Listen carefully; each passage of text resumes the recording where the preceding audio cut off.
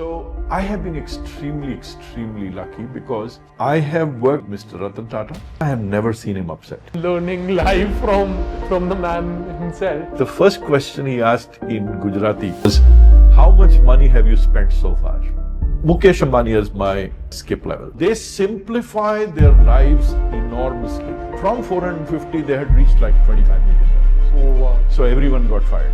And then I come in, realizing all this had happened. You must have a common enemy. It could be anything, but you must have a common enemy. He joined a company when the team was around 90, and within 18 months, the team size was 2,500. Die empty says, if you know something, write it, do it. Yeah. You realize that Vishnu had to come to this earth in 10 avatars. The other two don't have avatars. You know why?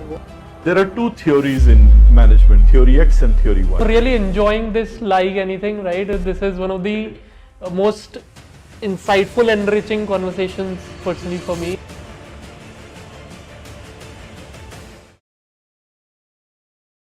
Hi everyone. So today we have Mr. Alok with us. When I heard about him, when I kind of got into details to know about him, what I figured out was he joined a company when the team was around 90, and within 18 months the team size was 2,500, and he had even higher ambition. So welcome, sir. How are you feeling? How are you? Perfect, Samik. Thank you very much for having me here. Those small pieces are sleight of hands. I mean, a lot of people can do it, and I'm sure you will be able to do it. A person is an outcome of the experience of what he gets, right, and what you get thrown into. But I think that part, the most interesting piece was, it wasn't about growth of the number of people. So I had been brought in to move about 170 products from UK, and this is while I was at Capita, and you know, I know you know Saurabh very well, and he was by the way the HR guy who helped me fix this. Wow. But it wasn't only about hiring people; it was hiring the right people into the right teams, and we had to move a whole load of software products. These are all products that we needed to move from the UK to India. When you say move from a GTM go-to-market perspective, introduction to the market. It was just get the code out, fix the code, and move the software. So obviously there was a little bit of downside on the other side that, you know, people were let go of.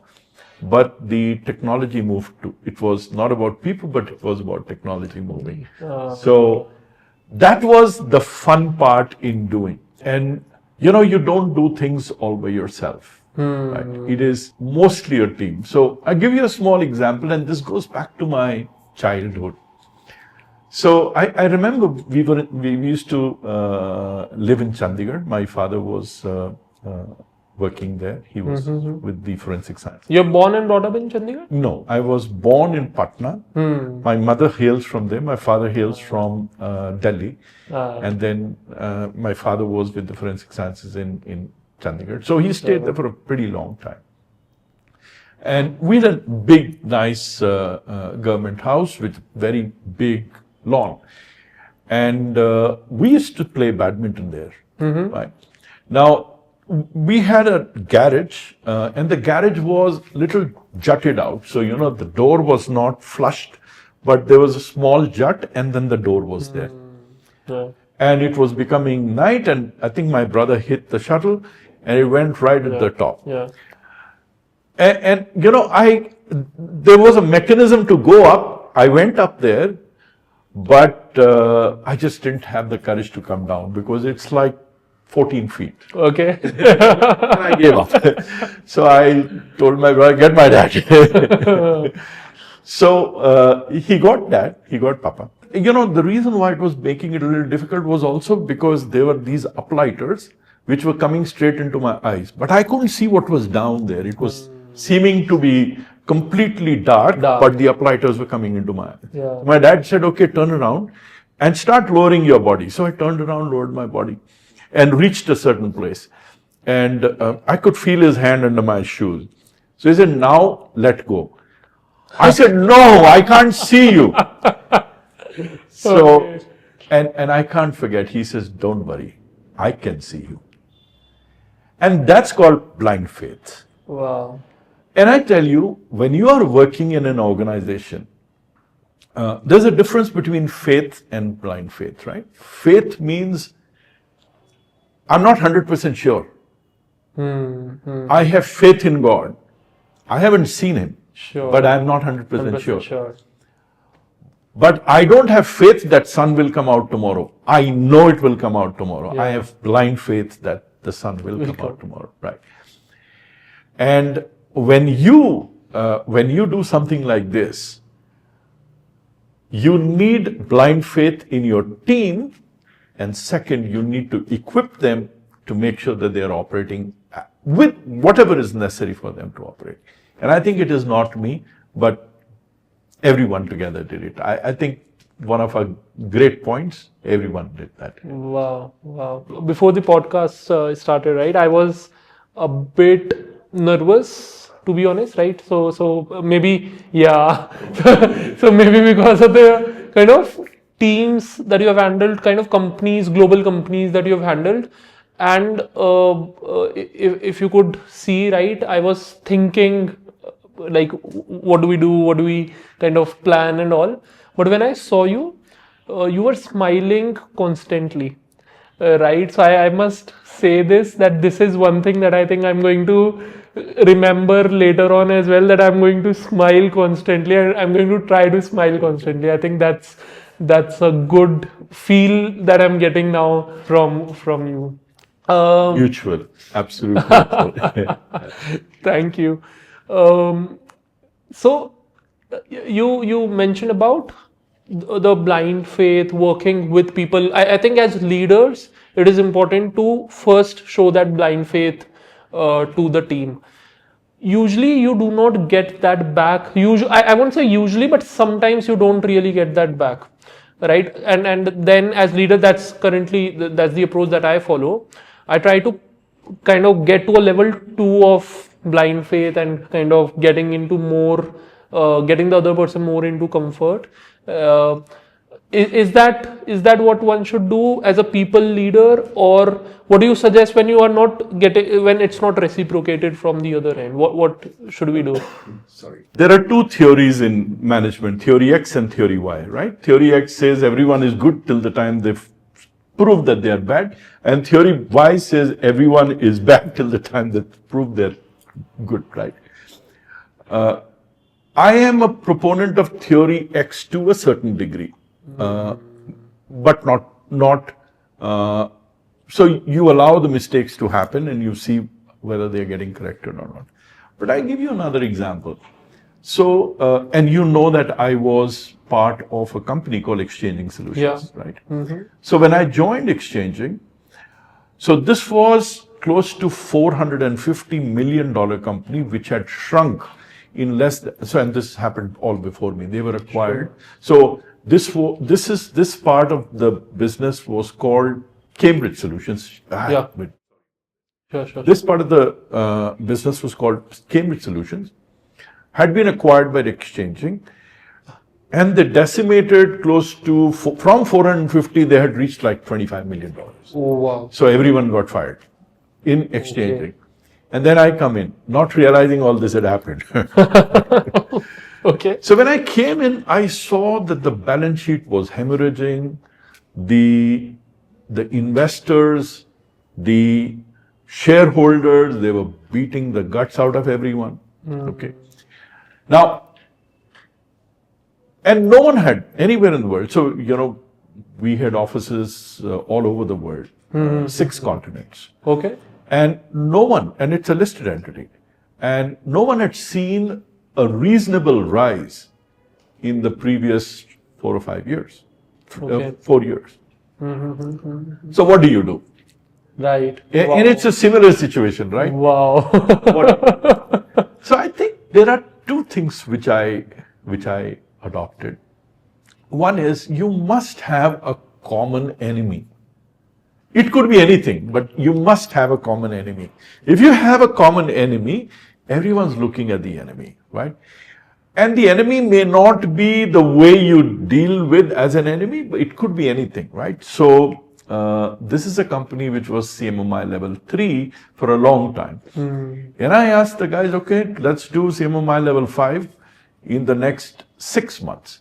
Of course, not possible. It took us about a year to do that. What is that for CMMI yeah. is, this is a capability maturity model for all software companies. Okay. So level 1 to level 5. Level 5 is the topmost, which means all your processes, everyone is well aligned. Sure. They are aligned to the overall objective. So that's a mechanism to align to the overall objective also, right? We said we will do this. And the guy who was running this said, I need 2 years. I said, okay, find a new job. So he came back. He said 6 months. I said, that's doable. Wow. And so we rallied around it. But we did something else. When we were deploying this, I don't want to name anyone, but one of my topmost managers, president level, I had told him, why don't we do an exercise of strategy for the next 3 years and then deploy it. A week later, he comes to me and says, Alok, I've deployed the strategy. I said, hold on, how did you deploy the strategy? The guys are here. You need to get the guys all over the world. How did you deploy it? So he said, no, who understands what strategy is? Who understands how to... and he comes from one of the top 3 colleges in the world, not India.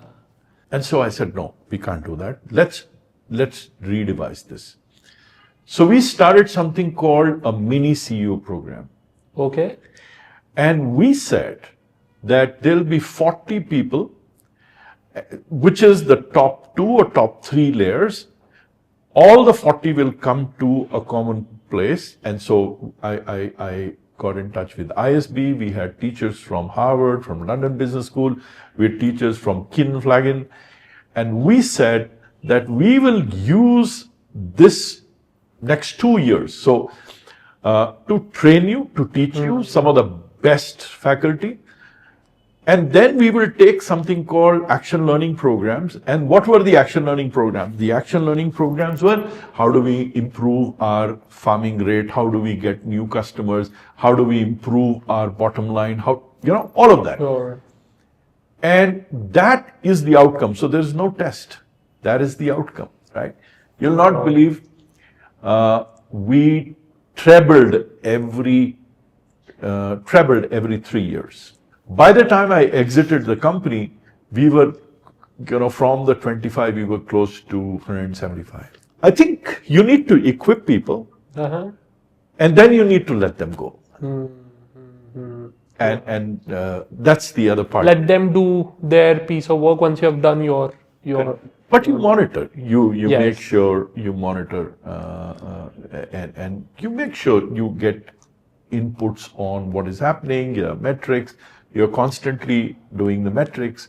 And in this case, thankfully, because we were implementing the CMMI as well as we were implementing the mini CEO program, it yielded great dividends. Indeed. Wow. So, I mean, that's how you do. So you broaden the base of leadership, get more people involved, get something which is common in terms of an attack strategy. So in this case, the enemy was that our customers were very unhappy. People were not getting raises. That was the enemy. And so we needed to make sure the customers became ultra pleased and people got massive raises. And that's what we did. What a great case study. I'm learning live from the man himself. You were the CEO for the organization, right? And then we knew that Exchanging Solutions was then kind of acquired by DXC.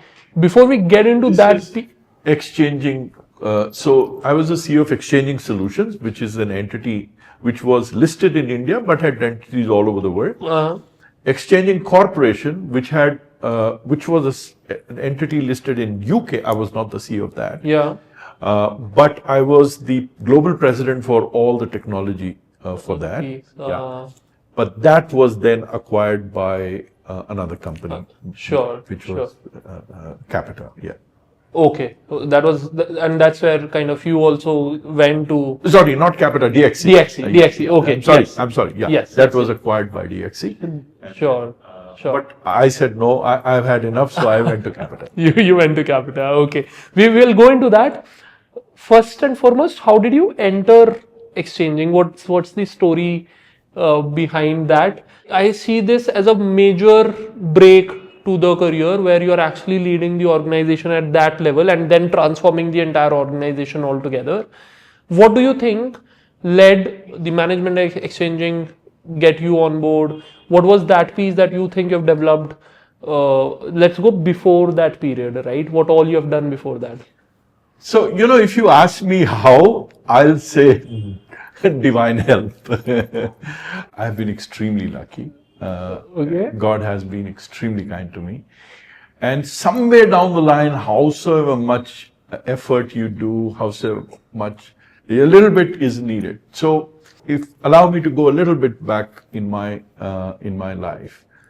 So, I have been extremely lucky because I have worked as my skip level with Mr. Ratan Tata. You worked with Mr. Ratan Tata? Yeah. Okay. Every Monday, 4 hours he used to look at our numbers at Tata Motors. For our generation, he's like, I consider him to be God, right? The kind of It's amazing. yeah. So I used to report to Sarosh Jangir Gandhi, who was the ED for Tata Motors at that point in time. And he used to report to him. Because I was his executive officer, my engagement with Mr. Tata and his office was very close. So Tell me more. I want to listen more about him. Like, so tell me more about what's like being in the official meeting with him. Known him as a person, as in from what all is available online, but from a professional standpoint, right? How is it working with him? I'll give you one beautiful example, which I think was, and I will get back to how did I finally arrive at that position, right? Yes. Each of these were like building stones and not stepping, but building stones, which helped me. By the way, Mr. Tata, I have never seen him upset. I have seen him upset, but never use an expletive or a 4-letter word. Never. Never. But I remember, this is 1997, I think. 1997 or 96. Okay. So that point in time, I was working for construction equipment division. And Mr. Gandhi that time had moved to construction equipment. And he had presented the budget for the year. Remember, the year starts 1st of April for all of us, right? He had presented the budget to Mr. Tata way back we had done the first time in January, but he would keep rejecting the budget. And this is on 15th of April, we are presenting the budget which started on the 1st of April. He said, no, I don't accept it. Rejected again. 4th time. Okay. So, and I'm just like 29 that time. Okay. So, and because I was presenting and everyone else was sitting up, because I'm the executive officer, I'm the guy who's presenting, who's saying, sir, what do you do next? All that, Chai also if needed. Okay. I asked, but sir, where are we going wrong? Whatever you've told so far, we've tried to adhere to that. They said, no. Do you think, and this was like what you don't ever learn in an MBA school. They said, do you think that I take every number in your P&L and balance sheet to run my 90 plus companies? I don't. He said, there are only two metrics which I use for every company. Only two. Okay. One is the market share. The second is the net profits, the net margin. That is it. So he said that, and this is, he was talking about trucks at that point in time. He said that if the total market next year for the trucks is 170,000 for this particular, series of truck, I want 75 or 76, some number he had given me of that number. So, God forbid if the sales group which is assessing the demand is going wrong. And he said, that's the first part. So, if it is 176, it is 76% or 75% of that. If it is 180, it is 75% of that. Now, how does it impact? He said, based on this number, the production will gear up its production. Right? And the production will then time how many vehicles need to come out. Sure. But then he said, I put a contra entry, which is the net margin or the net margin for the year. And he says, you can do whatever you feel like. Even if you make the margin next year, next year you won't be able to, because your power will go up, your cost of supplies will go up, cost of people will go up. And you do not have the flexibility of charging that 100% to your consumer. So all that will blow up. Then what will happen? There's a natural tension between sales and production. Right. And so the sales will say that the price needs to come down. Production will say you need to increase the price. Oh, wow. So sales will say you need to decrease the cost for the price to come down. And if you need to decrease the cost, then a lot of things need to happen. And the production will say you need to stop giving freebies, you need to stop giving extended warranties, you need to, whatever it is. And then at some point, you guys will come to an agreement, okay, this is what I need to do, both of you. And then the production guy will go back and say, okay, how do I get the prices down? So I get the prices down by import substitution, by doing value engineering, by negotiating with my suppliers, by increasing the lot size, whatever. But he says, Mukesh Ambani as my skip level. Okay. Who was the CEO of Reliance Power, but that point in time was somewhere else. When I was there. So Reliance was, I think it was to tell him what the state of the project is. Can you guess what is the first question he asked? So everyone was ready with the Gantt chart this year, all of that. The first question he asked in Gujarati was, how much money have you spent so far?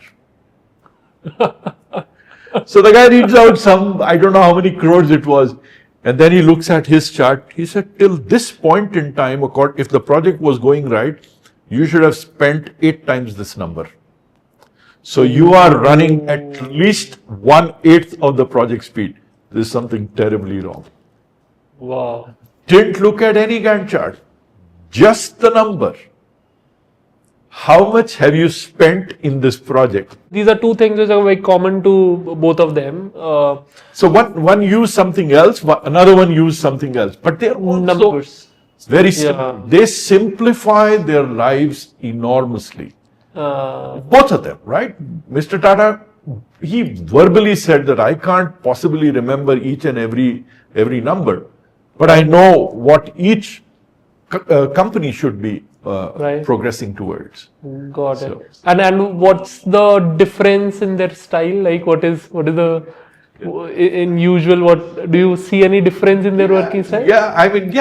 Obviously, the fact that I've told you one is, but look, I think the similarities are more important. They simplify. They are on the top of whatever is happening within their organizations. Right? But the difference is, as I said, the way they approach. The simplicity is there, but the which they approach. But all of them run their P&Ls like that. One runs by how much you spent, how much I've made. The other one runs as what my market position should be and how much should I make as my bottom line. And basically, but if you look at it, they are all similar in the way they're So I'll looking. tell you why I'm asking this question, right? When we look at both of them, right, and their companies and their empire, right, Mr. Tata has built that kind of business, that empire, but he's much more known for his connection to people, philanthropy, and Mr. Ambani is actually known for, Mukesh Ambani specifically, is known for getting the best opportunities out when there is no one actually focusing on that, right? Geo, for example, is a very, very recent example. So I see him more like a businessman talking only about money and Risk. I think it is to do with money. Everyone talks. I mean, without money, you can't work. But it's to do with the extent of risk, which one is. He's willing to take slightly more risk than whatever. We Tatas I worked on both sides, slightly more conservative, they're slightly more aggressive, but otherwise, I think people won't stay if, that's what. And so now, like, you're working with these people in your early career ages, right?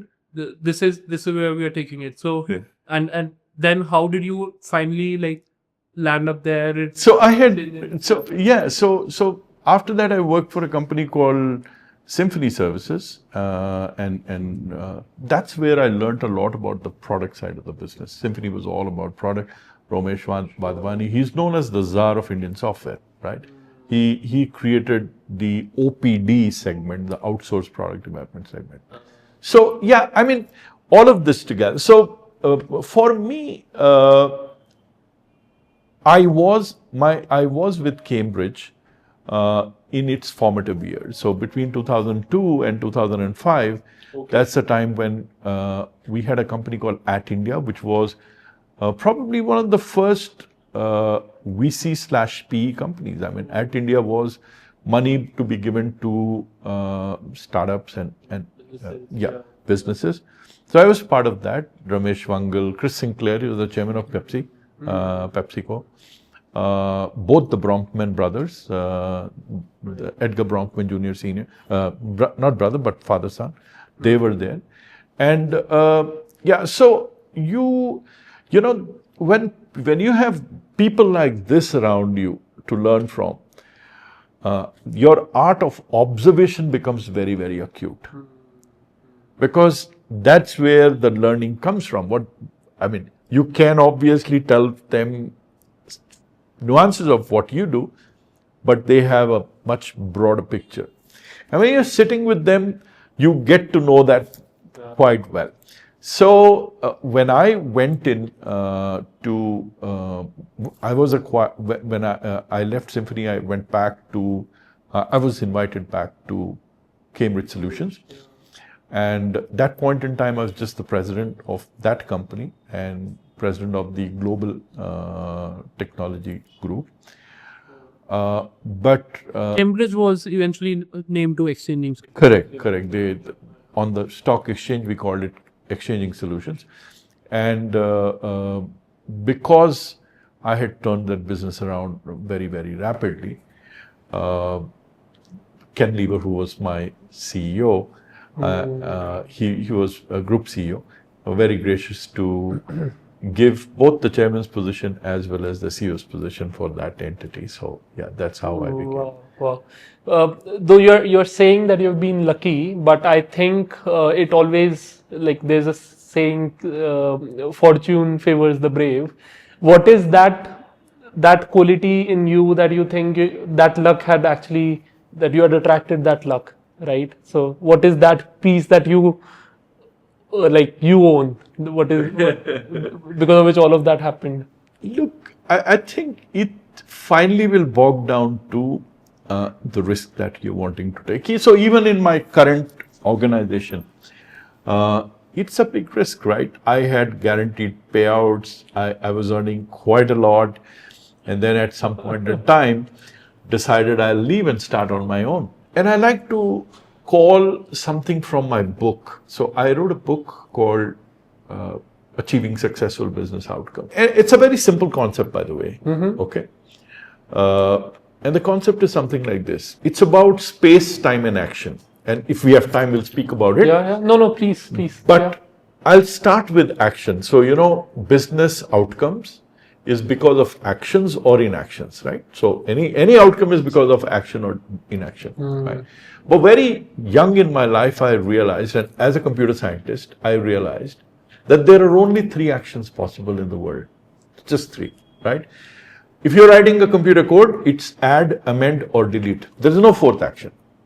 Add, amend, and delete. Yeah. And there is a 4th action. And the 4th action is when you transform. And what is transformation? Transformation is death. After the death, you are reborn. So rebirth after death is transformation. Okay. Yeah. So add is nothing but create. Amend is nothing but sustain, right? Because yeah. And delete is nothing but death. Okay. Right? Yeah. And transformation is nothing but changing what you were doing. So it's rebirth after death, right? Wow. And this came to me because I was a computer programmer at one point in time, a computer, right? And those are the only 3 things that you write. Of course, you write a lot of other things, but in short, those are the Principally, these are the 3 things that you basic things. And these are the 3 things which nature does to you, right? And the 4th, of course, is the transformation, which is you're adding those 2, aggregating the first and the last, right? But when I was writing this book, and this is not part of the book, I also realized that this is how, and this is not a discourse in Hindu religion, but I also realized that Brahma, Vishnu, Mahesh, those are the 3 guys, right? They are creator, the sustainer, and the destroyer. But there is some, and then it just becomes very natural after that it flows. How do you create? You need knowledge. And who is Brahma's wife? Saraswati, the mother of knowledge. So how do you sustain? You need money. Who is Vishnu's wife? Lakshmi. And how do you destroy? Because destruction is not only human destruction. Destruction is also destroying the ills that I have, right? You need courage, you need strength. And that is Parvati, right? So it's so beautifully done. Which is the most difficult in your mind? I think destruction is easy, no? Just kill it. Creation is also easy. A few minutes and the creation. Sustenance is the... Do you realize that Vishnu had to come to this earth in 10 avatars? The other 2 don't have avatars. You know why? Wow. Because in every case there was a need to improve and need to sustain. Wow, I've never looked at it this way. Wow. That is how it is. And Shiva is also known as the transformer. Why? Because Shiva is the guy who destroys, and after destruction, what comes out, the rebirth, is a transformed person. And it is true for everything, everyone. It is true for everything. Right? And I have applied this rigorously to my learnings, to my actions. So, these are the only 3 actions that, and sometimes, this religion is a little, people think that. Yes. But, I mean, it's a very, very straightforward. That's what we do today, right? If you want to do innovation, you need to have knowledge for that. Right? Yes. So think about it. If you look at Steve Jobs, he's the biggest transformer. iPod, right at the top. But he killed iPod and got iPhone even when iPod was at the top. Yeah, he was the leader, and even then, Correct. Look at Microsoft. You know, if you go and look at number of products that Microsoft has, version this, version that, this variant, that variant, it has the highest number of versions. Highest number. And that's a sustenance, right? They keep extending their software. They keep version 13, version 17, version 20. And I'm not saying one is bad and one is good. It's just the strategy that you're deploying. yeah, keep on improving. Correct. They do improvement, and these guys do try. So you apply these three methods, approach, what should I call? Creation, sustenance, and destruction, and then definitely transformation to your personal life or your career, so to say. Absolutely. And I have repeatedly changed. So when I wrote my book, who knows me? I mean, yeah, people know me. It's okay. But even then, who knows me? Yeah. I can't write a book like Jack Welch. Why should they even worry about what I did or what I... Yeah. And I may, just like me, there are hundreds and thousands of leaders who know. Yeah. Who know Yes. far more than what I know, or they know something unique. So there is this book called Die Empty. Die empty. Okay. Must read. Okay. Must read this. This is a very interesting book. Okay. And this book called Die Empty, I think it's Todd Henry, the guy who written. So his first question in one of these engagements was, what do you think is the most expensive real estate in the world? And someone said Taj Mahal, someone said Burj Khalifa, someone said whatever. There's one guy who gets up and he says the mortuary, the morgue, the Samshan Ghat. And Todd himself was like, this is an answer I've never got before. So he asked him, why? So he said, look at the amount of knowledge which is buried inside. Wow. And if those guys had written, look at the knowledge we would have had. And Die Empty says, if you know something, write it, do it. Wow. And I used the book. So the moment I resigned from Capita, I used my book to launch myself as a thinker. Because why? So far I'm a guy who's getting the companies, turning it around, and then moving to the next one, right? Why will people think that I can do something different?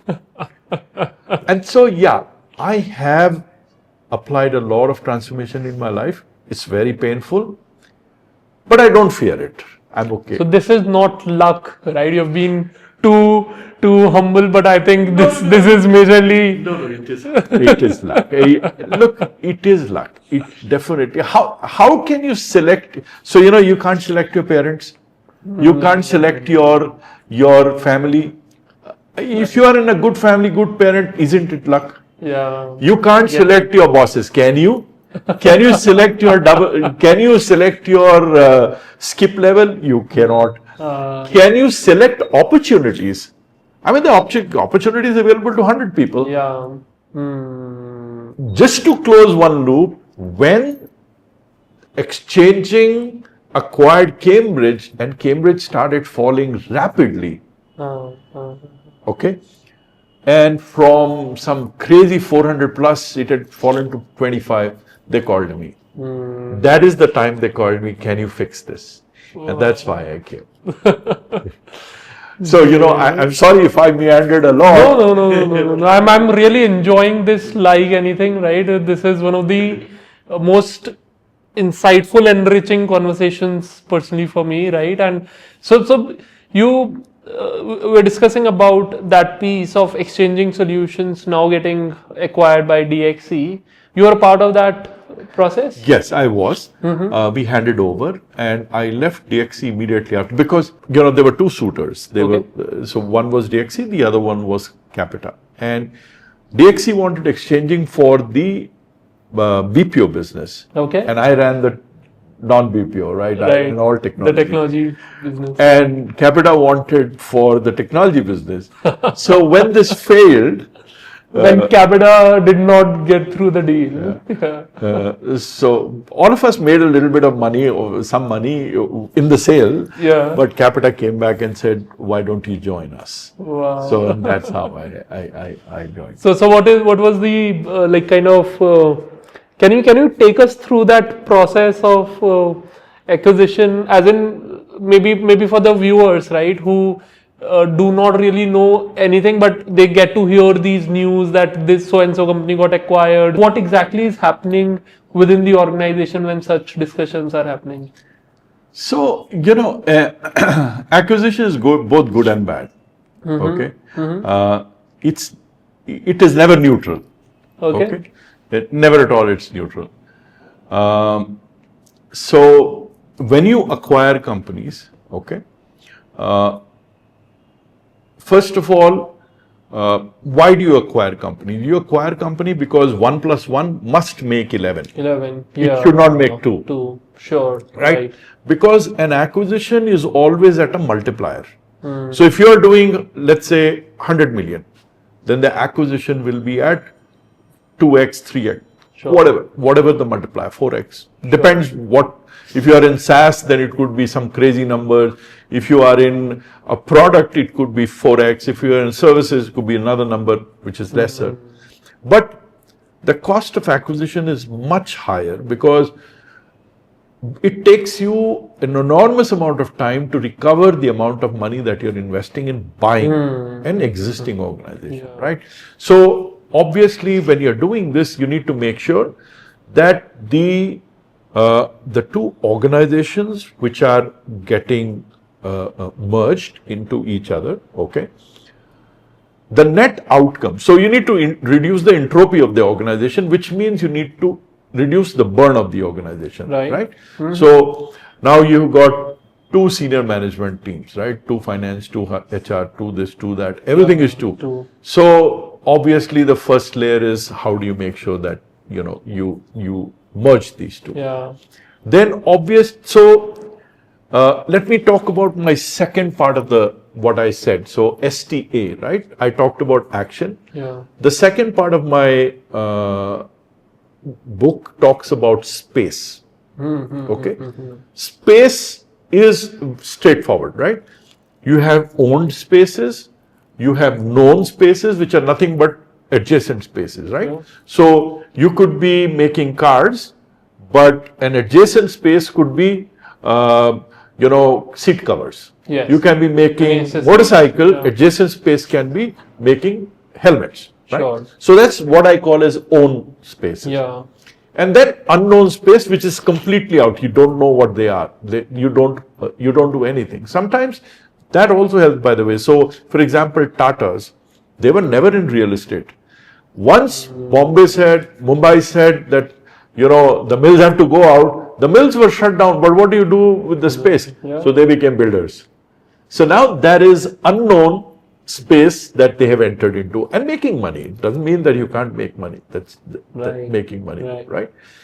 So whenever acquisitions occur, either known space, usually it is own spaces which coalesce. So it could be in one region, customers in one region, in one country, or it could be known spaces, which means they are an extension of what you're doing, right?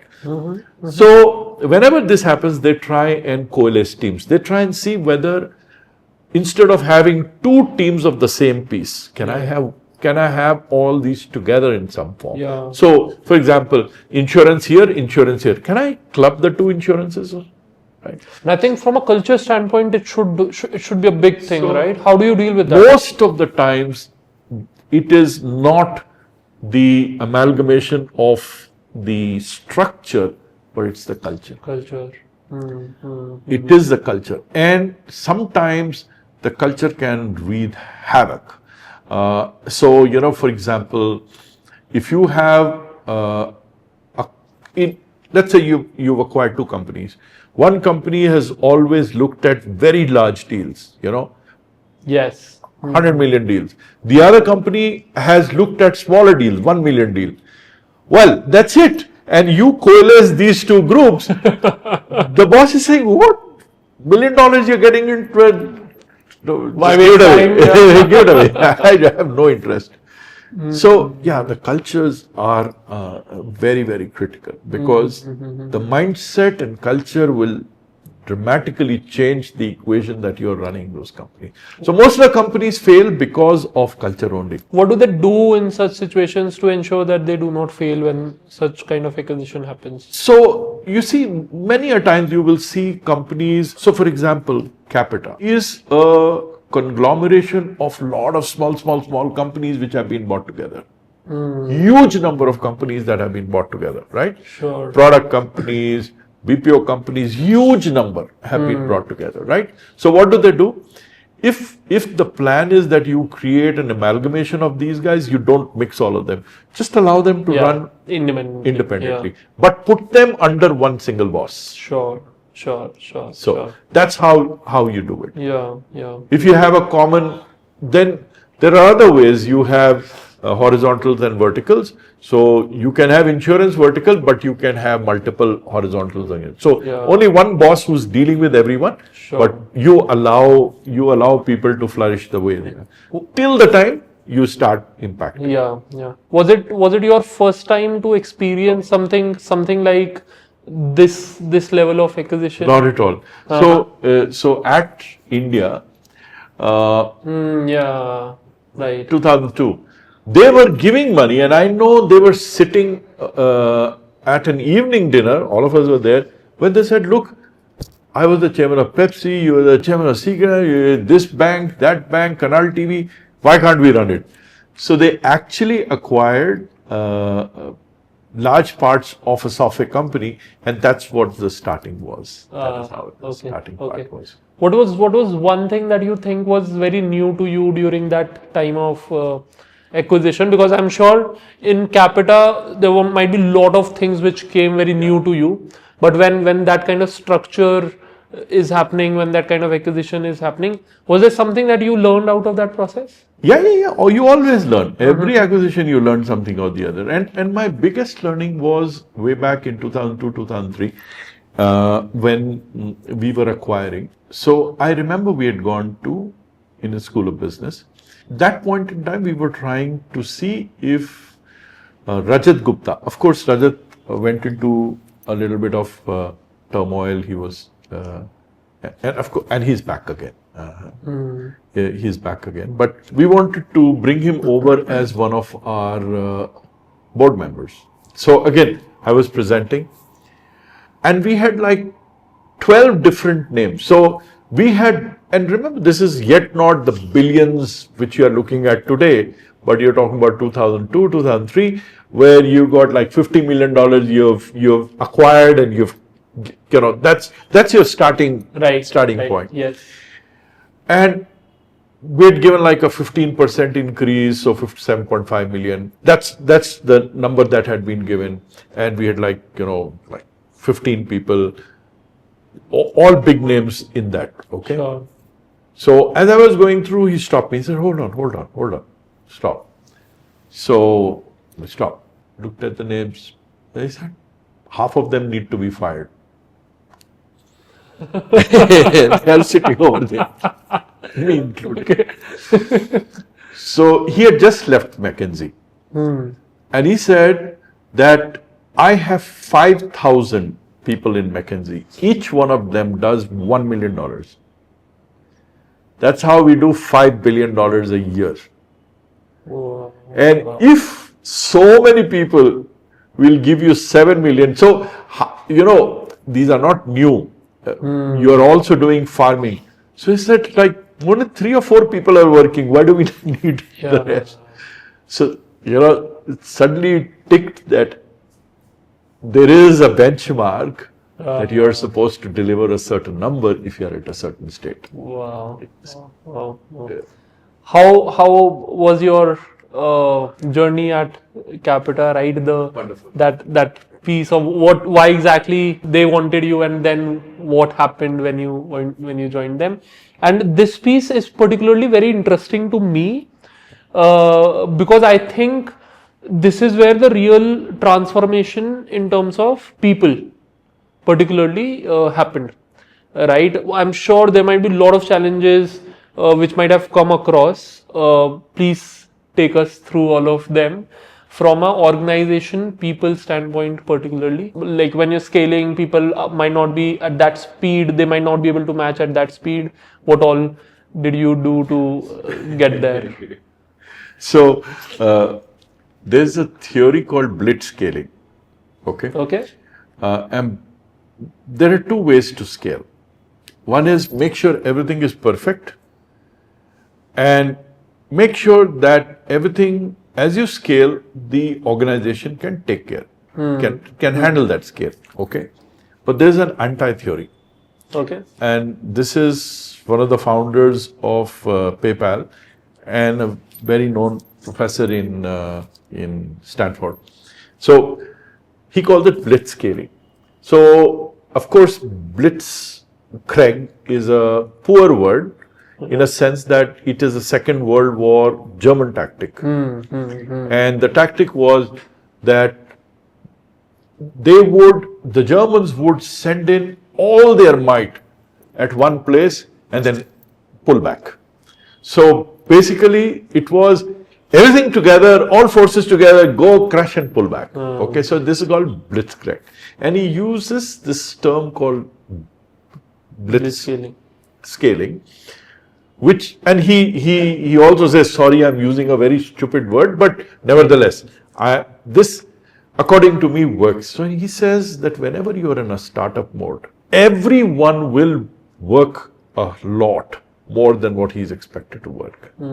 People will be unhappy. You have to take care of that. But the time is so critical that you cannot avoid people not being happy. But what you need to do is make sure that your core processes are hard. So before we started transitioning, I had hired a guy we'd worked before who knew how to transition software from any other. So can you give more context to what exactly was the problem statement? So the problem statement was there were close to 175 software pieces which were being developed and sustained in UK. Some of these were acquired, very old pieces, and people with 25 years were actually writing low-grade code because the software had been developed by them, right? It never got moved out. Wow. It wasn't to fire the guys, but to use them for something bigger. So, and that was it. I mean, so I was told, what is the fastest you can transfer? And we said, if it is X degree of difficulty, 6 weeks. If that is Y degree, maximum 3 months. And no one believed it. So I said, okay, let's try. You keep running there, I will start. And of course, Saurabh was there. There was another guy with me who understood transition. So we wrote the transition mechanism. And yes, we did it. We did it till the time I left. So as you mentioned, right, this was the real problem that you were working on. As I'm looking at it, this is more of a, within a larger organization, a startup problem to solve, right? Yeah. And we were discussing on how did you get the 90 people team to, let's say, 2,500, and I think you had plans for even bigger than that. We wanted to go to 5,000, yes. Yeah, 5,000 or something. I'm sure there might be a lot of challenges that you faced, particularly for people who are building teams in the startup world, for the founders, for the HR, CHROs who are actually building in the startup ecosystem. Please share your experiences. What were things which really went so bad? How did you go about them? So I think if I compare with the startup that I run versus what was there at Capita, I think some similarities and some differences. The similarity obviously was people are not available immediately. So, you want to interview a person, he's on the other side of Pune, other side of Bangalore. He can only be on a call. And that time, remember, there was no video call, pre-COVID era. everything was office. Okay, so we made a lot of changes. So one change was that the interviewers would go to the person and not the person come to the interview, because we just didn't have time. Wow. So so we allowed 50% of the day for the interviewer, and usually it used to be the head who's running that part of the business or product to travel. He was given a car, so he would actually go and identify whether the person is fit or not. So we squeezed a lot of that part, a lot of time in that part. The second was, if you look at 100% fit, right, 100%, then it's a unicorn, right? What you are then saying is you don't believe in your systems, you don't believe in your process, you don't believe in your people, that other people are trainable, right? So we never looked at 100%. You should never ever look at 100%, never. So our cutoff was always between 60 and 70%.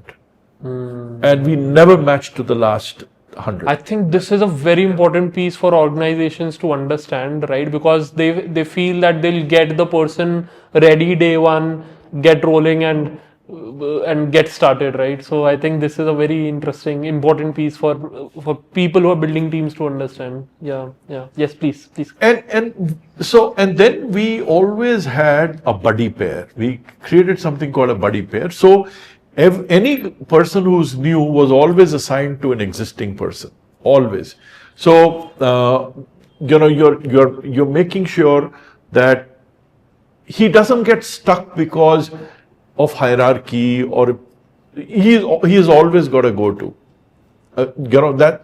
And I think we had so in fact our turnover also reduced dramatically, because people would know well in advance, because of the buddy, know well in advance that this guy's shaky and things like that. So I think we did what we did very, very rapidly. But if you look at the startup is slightly different, right? You have a very short period. Now here is I'm not a classic startup, right? With so much of gray hair, and you don't want to do something which is very small and very thin, right? Very deep, so if you want money from an investor, he'll get nervous if he sees us. Yeah. Because he'll say, you're here also, here also, here also, here also. It doesn't work like that, right? Yeah. So in the startup, you will need, the founders need to understand that piece well. So 9 out of 10 times they understand the technology, they understand the pain, the problem, and they're trying to solve. They understand, how the fix will, what is the market fit, right? Yeah. But with me, I follow a professor called Mohan Bir Sahani. Okay. He's from Kelau. I enjoy him. He's now become old. Maybe my age is slightly older than me. I don't know. And he used to say, he was a darling of startups in the US, Valley. And he used to say 3 things. Okay, and we followed that to the T in our startup. He used to say, pick up a large problem, have a stunning solution, and make sure it impacts a lot of people. And that's what we did. So when we did our startup, we did not want to keep it very, very, very small. So, so our startup has both permission blockchain as well as public blockchain. So on the permission side, everything is KYC'd, everything is, so it's the same infrastructure which countries use to issue, let's say, central banking digital currency, CBDCs. India has used, so we use the same hyperledger. And on the other side, we use the public ledger. So we use Ethereum and we use Polygon. Okay. Right? Now, it's impossible to get a person who understands both sides. Yeah. Impossible. Yeah. One is this, one is that. People spend lot of time, waste a lot of time to find someone who had actually done both, right? And they'll not do anything. Yeah. You will not find anyone who's done deep in both. And then the third part is a Gen AI piece, which we use. We have a 7-layer, so we've extended the existing OpenAI Gen AI by writing our own lexical analyzers. So we've extended by writing our own lexical, because the current Gen AI piece, it does have issues because it can give you varying results depending upon what is going inside. So but how do you get someone who understands all three? And here is where the fruit is, right? You know this, but we will allow you to move to here, to here, here, to here, here, to here. And you know what? Because of this, everyone understands everything. Very few people leave. And the other thing is, they are all, you'll be surprised, they are all freshers. All freshers. All of them. We get them fresh out of the college, and what they have delivered. Of course, there are a couple of guys who are very senior. Yeah. Obviously, right. So it's kind of a dumbbell structure where you have super senior people, and then there is nothing in between. I've seen a lot of organizations now. 2 to 3 years, 4 years maximum peak. And the amount of output we get is amazing. And the learning that they get. Hungry. They are hungry. You know, sometimes people say millennials or the Gen Zs are yet okay, but millennials, no, Gen Z are the later one, right? Yeah. Gen Zs are the latest one. Latest ones, right? They say difficult to handle. They're not difficult to handle. I mean, I have a son who's 20-year-old. And for me, it's as if I'm in my house with my son and his friends. So we have a great relationship, between me and my son. We have a great relationship. We do the same thing in the office. So, for example, we don't have a formal leave rule. If someone wants to be away for 2 weeks, go. If he wants to be away for 3 months, go. Gen Z would love it. So but we do insist that you need to come a couple of days to the office, because that's how we bond. Yes. And they are fine with it. Yes. You'll be surprised. No one says we will not come. They're fine with it. Yes. So for us, that scaling has been enormous. I mean, we compete with, because I'm an author, I also, I'm also connected with other authors. Professor Philip Kotler is the father of marketing, right? And Christian Sarkar is another big guy who has done a lot in sustainability and in regeneration. They've done a lot of. So they call our platform as country as a platform and community as a platform. None other than those guys call us that. And they say that the future of platforms will be trust in a trustless society, because we are connected all over the world. How do you impose trust? And I think we were just lucky again that we decided we will go into blockchain, and because blockchain, remember, is write once and read many times, right? Yes. So you cannot alter, you cannot do amend and delete. You can only add. And so if there is a mistake, you need to add another one. So it leaves breadcrumbs, it leaves traceability. And that's where the truth is, the immutability of the software comes in, right? And we've really enjoyed whatever we did. So we compete with the best in the world. And even then, I think we have far more broad. It's much broader than anywhere. I could sense that transformation, destroy and transformation kind of thing again, because this is not typically what a corporate would do, where they allow the new generation to do whatever they want as long as they're aligned with the key metrics, right? I think, and that's very difficult to do when you have so much of experience working with such corporates. And what motivated you to start something of your own? And I find the name also quite interesting, so wanted to get into that piece. My partner, and I don't know Gajendra Shekhawat ji that well, but my partner knows him. And we were sitting in GS's house, Gajendra Singh's house. That point in time, I think it was 2018, and at that point in time, he was the Minister for Agriculture. Okay. And we were very late at night at his house having dinner.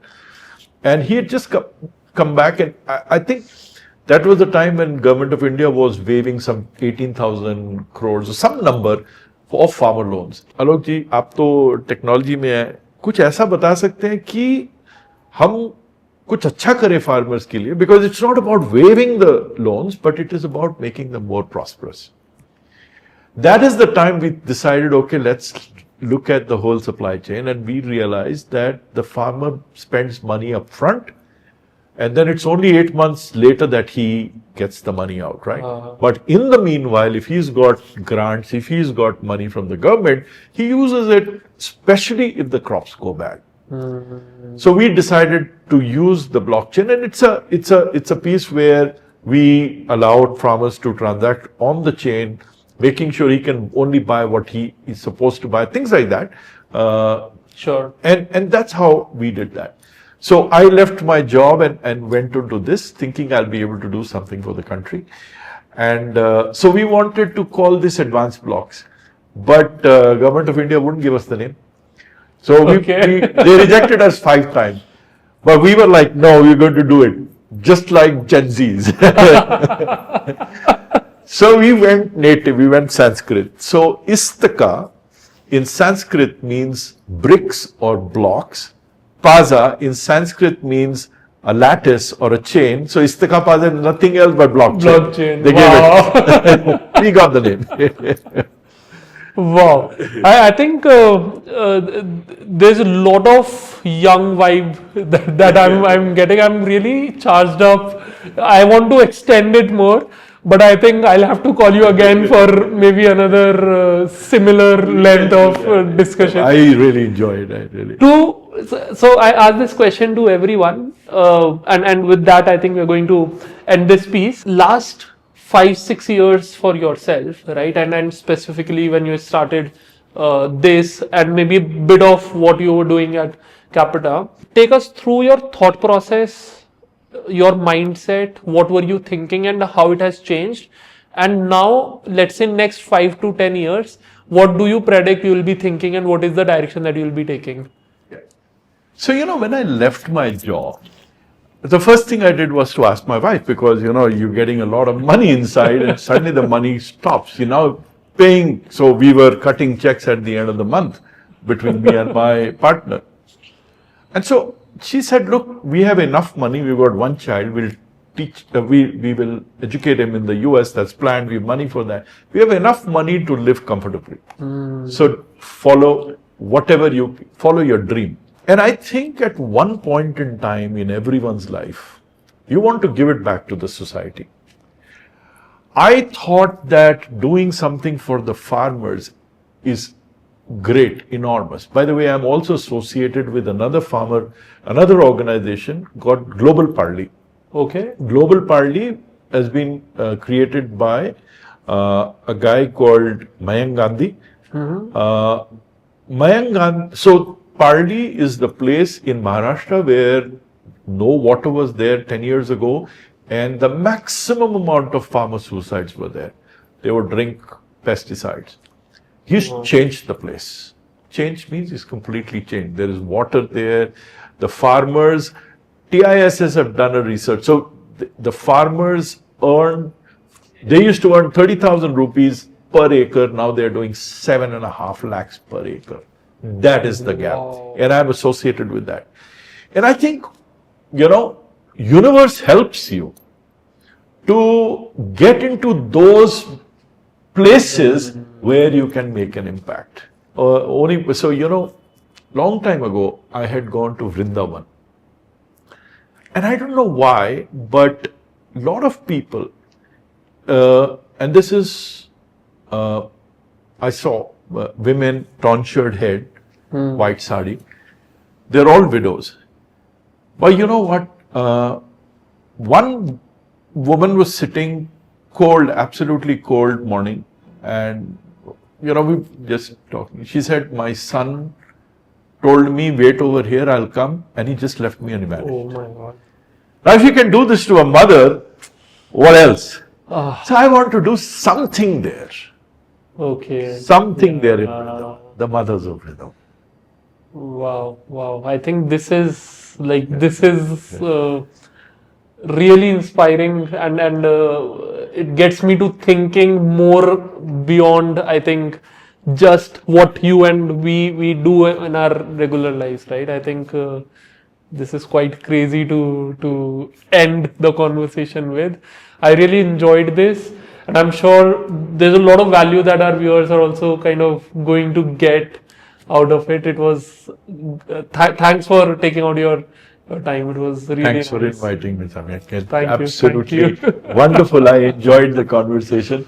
I don't know whether people want to listen to old people like me, but No, I think this is one of the most youngest conversations that I've had, to be honest. but thank you very much. Thank you.